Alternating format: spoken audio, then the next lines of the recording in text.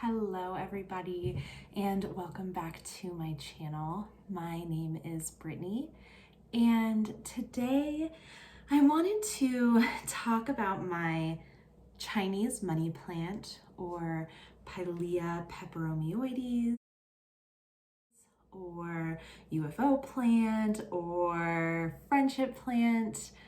I love this plant and I think it's so cool. So today we're gonna talk care for this plant. I also think we're having a little bit of a root issue here. So we're gonna look at that together, pull this guy out, really see what's going on.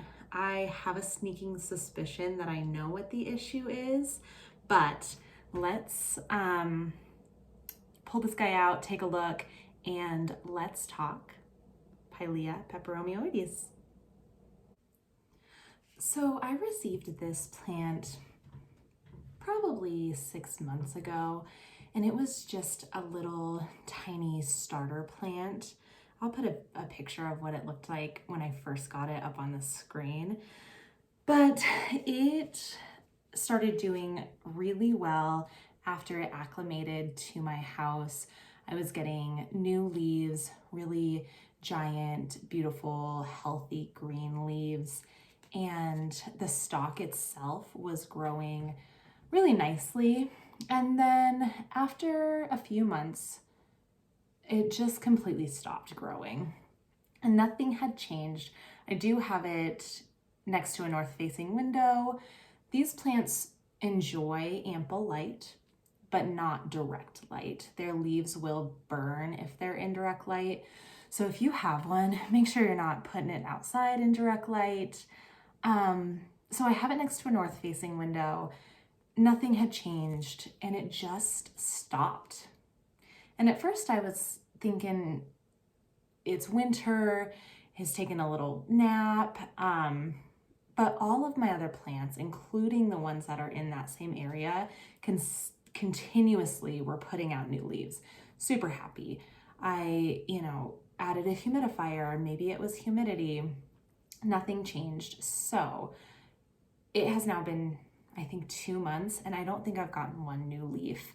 So I kind of think I know what's going on, but I want to take this out of the pot, talk about care, and analyze the root system because that is where the issues start. If you have a plant that's unhappy, pull it out, even if it's wintertime, and analyze the roots, because the last thing that you want is root rot and your houseplant sitting with rotted roots all the way through the winter, because by the time that spring comes, you're not going to have roots left to repot. So that's the idea for today. Let's take this little guy out and see what is going on here. This is healthy, happy soil. I know it is. So I'm just going to put it right into this bucket and then we will reuse it. I think. I don't think I have a rot problem. So if we need to get new soil, we will. But I'm just gently going to squeeze this pot, kind of break this up. This is pretty loose soil, so I'm not too worried about it. Yeah. Yes, the issue. That came out so easy. Look at that root ball. Pull on this and look at it a little bit here.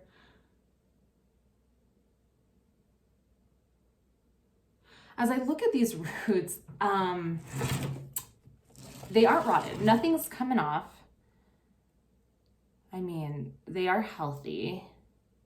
So what my thought is that it's just in too big of a pot. So if we look at this root ball compared to the pot itself, it is significantly bigger. So I think that the plant is putting all of its energy into producing roots. I told it, your root ball is supposed to be this big, and it's like, girl, I'm trying here. And it's put all that energy into the roots itself, and the leaves are then suffering. It has no energy left to make new leaves. So I'm hoping that that's all that's going on and that it's not having some other issue. What I would like to do is just to downsize pots. And sometimes when you're potting, you're not always going up in size. Sometimes it's just been a while and your soil is old and it no longer has the nutrients that it needs. So you take it out, you kind of rough up the roots a little bit, make sure that they're healthy, and then you put it into the exact same size pot. And that's okay. It can, live in that same size pot for years if need be. And sometimes you need to downsize. If the roots are in a pot that's way too big, it can be retaining way more moisture than it needs in that just dense soil. And so we don't want that to happen. So I am going to downsize this guy just because I don't want it to start rotting. I want it to put its energy into those leaves, and I want this to be super healthy. So I preemptively, because I thought that this was what was happening, just kind of like peeking down into the roots, grabbed a little 2-inch pot. I'm gonna put this in here. As you can see, this really, it fits. It's maybe 1 inch bigger than the root ball, which is kind of what you want. 1 to 2 inches bigger than the root ball. It gives it a little bit of room to grow and to, fill that pot before it becomes root bound without sitting in a ton of wet soil. And especially new plant parents, but I think a lot of us think if we have a big pot for our plant, it's going to have all the room in the world to grow. It's going to get really big. And that is not the case the large majority of the time. Like I said, 1 to 2 inches in diameter, bigger than the root ball, is really your best bet. And in the spring, you might have to repot it, which for me is a chore, but is always exciting. I like to see what's going on underneath the soil and make sure that it's doing okay. So once a year, twice a year, even repot, it's not the end of the world for most plants. So with that being said, let's get this guy into this smaller pot and let's talk care for Chinese money plants. Okay, so if you are looking for a starter plant, if you're a beginner or a seasoned houseplant owner that is really easy to care for and has a big wow factor, I would recommend getting one of these. They are really easy to care for. I have mine, like I said, in a north-facing window. He just sits there and hangs out. Humidity, I've not noticed it's susceptible to changes in humidity, but I do mist it along with my other plants.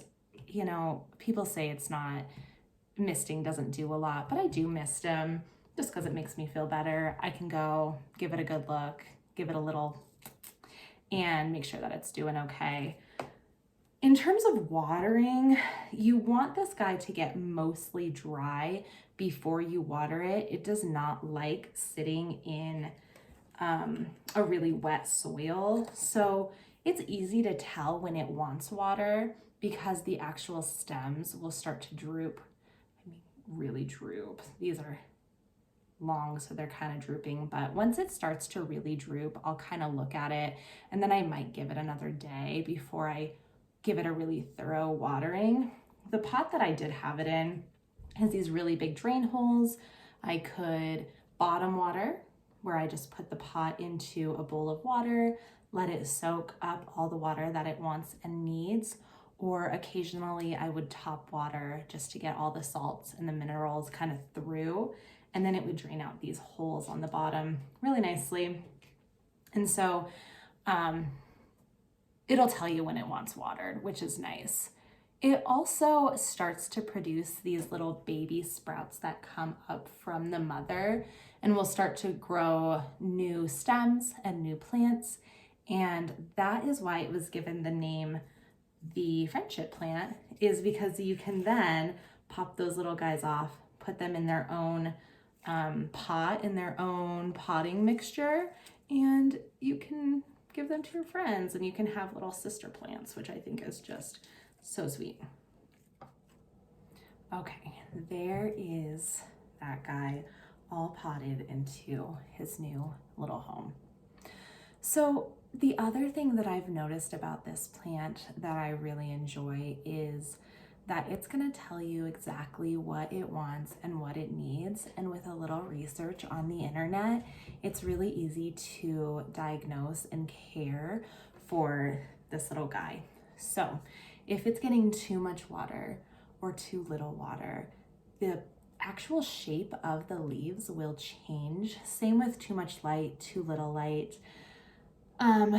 We ideally would have really flat leaves like this, but if it is unhappy, the leaves will start to dome or kind of curl under, and that is a telltale sign that something is not quite right and it is not as happy as it could be.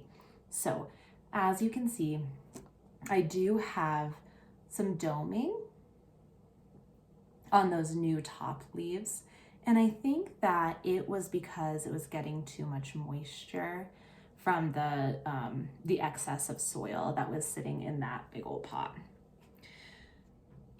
And so now I think that that should kind of sort itself out because it will not be as soggy. But we will check back on this guy here in about a month and see if there is new growth happening. I do also want to kind of keep an eye on the stem itself. It is starting to lean this direction just a little bit, and that will happen if you keep it in one position and it's just getting light from this side. The stem will start to lean toward the light. So the best thing to do is every water or on some sort of schedule, rotate your plant so that each side is getting that sunshine. So when I have it in the window, I do rotate it, and I don't think that that's the issue with the stem. I think it's just starting to get heavy on one side, and so it's leaning. I'm gonna let him be just so I don't shock it too much. But here, once it starts to recover a little bit, I will put a stake down in there, kind of tie that and make sure that it's growing right up that stake. So, successful repot. I'm hoping we will check back on this guy here in the next month or two. So make sure that you subscribe. And if you have tips on Chinese money plants or questions, please leave me a comment and let me know kind of what's going on with yours. I would love also to see your pictures. So on Instagram, I am Botanics with Brittany. Give me a follow, and I would love to follow back so that we can talk about plants there as well. I did also get a new plant in. So we're gonna switch gears here. And I wanted to show you this plant that I got in just today. I didn't want to do an unboxing because you never know what you're gonna get with those, but here is this guy. And this is a philodendron Verracosum, and it is just a little starter plant. It came just like a little plug. It wasn't in a pot or anything. So when I got it, it was in really, really great condition, and I was just blown away. I mean, it's beautiful. Every single leaf is absolutely perfect. Look at that. How pretty is that? And it has a little baby growth down there. I had seen this plant from another creator, and my boyfriend was in the room and was like, oh my gosh, what is that? He called it a lightning plant because as it grows, the leaves, really start to kind of vein with this bright green, yellowy color. And to him, it looked like lightning. So he was like, that plant is so cool. We need that. So I had to go on and buy it. And the shipping was so fast. Today when I looked, it was supposed to be here on Saturday, and then I get a knock at the door, and my US Postal Service delivered it today, and I was like, what the heck? So in absolutely perfect condition. I have seen that these guys can be a little bit tricky. So we're just gonna kind of baby this. And I put it straight into this pot because, put it right here so you can just look at it with me. The little pamphlet that I had gotten, it says new plant care on it. And it says, please remove the saran wrap around the roots and plant once received into a 3 to 4 inch pot. It says indirect sunlight only. Direct sunlight will burn the plant. Allow the plant to dry out between waterings. And then once it's dried, please thoroughly soak the soil. Thirsty plants can exhibit drooping leaves and curled leaves. 55% humidity is preferred, is basically the gist. So that is why I put it straight into this 3.5, 4 inch pot. And then I'm gonna put it under a grow light with some of my little baby starter plants with some really good humidity. And we're gonna keep an eye on this. I eventually wanna put this on a pole, but I didn't wanna traumatize it too much. So we'll probably do that in the spring, summer months. If you have a Verracosum, I would love to hear your experience. I have seen, like I said, that they can be a little bit of a finicky plant, but when my boyfriend was like, we need that, I was like, done. So we're gonna do our best to give this everything that it needs and grow it huge. The leaves, when this thing has grown, are gigantic. This big. I will put a picture on the screen of a mature Verracosum, and I just think it's so beautiful. The backs of the leaves have this kind of red, I don't know, it's just pretty, this redness to them. And I'm so super excited about this. So let's talk Verracosum in the comments. Give me your tips, give me your experiences.